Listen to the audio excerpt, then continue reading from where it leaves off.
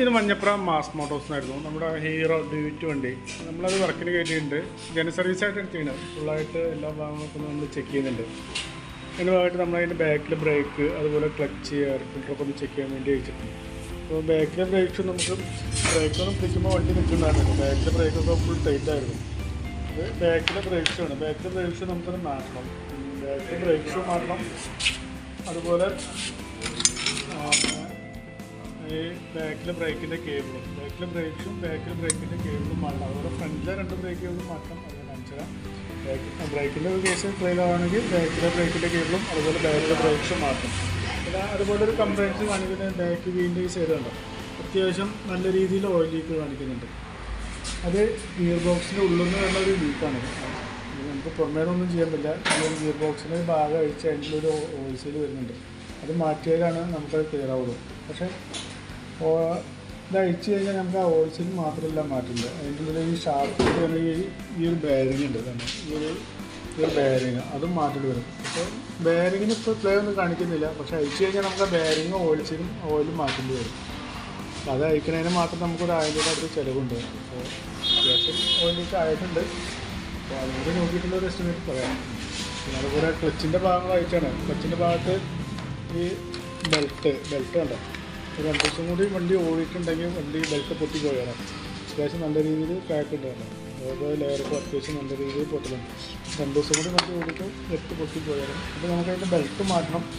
അത് അത്യാവശ്യം നല്ല രീതിയിൽ പറ്റുന്നില്ല, നല്ല രീതിയിൽ പൊടിയില്ല. അത് സർവീസൊന്നും കറക്റ്റായിട്ട് ചെയ്യുന്നില്ല തന്നെ. അതാണ് ഇത്രയും പൊടി വന്ന് കിടക്കുന്നത്. എന്താ പറഞ്ഞാൽ സർവീസ് കറക്റ്റാണെങ്കിൽ ഇത്രയും പൊടി ഉണ്ടാവില്ല അത്.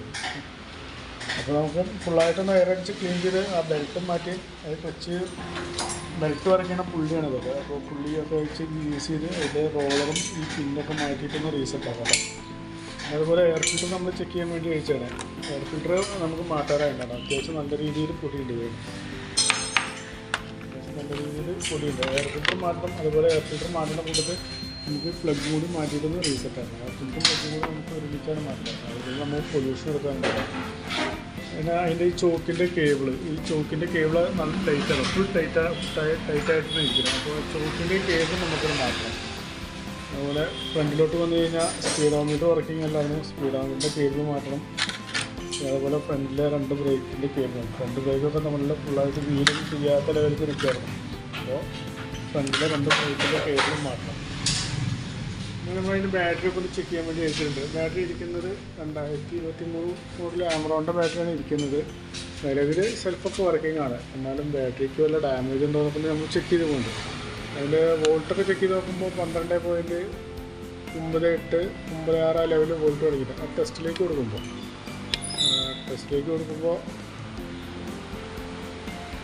ബാറ്ററി ഓക്കെ ആയിട്ടാണ് കാണിക്കുന്നത്. ബാറ്ററിക്ക് വേറെ കംപ്ലൈൻ്റ് ഒന്നുമില്ല. ബാറ്ററി ഓക്കെ ആയിട്ടാണ് കാണിക്കുന്നത്.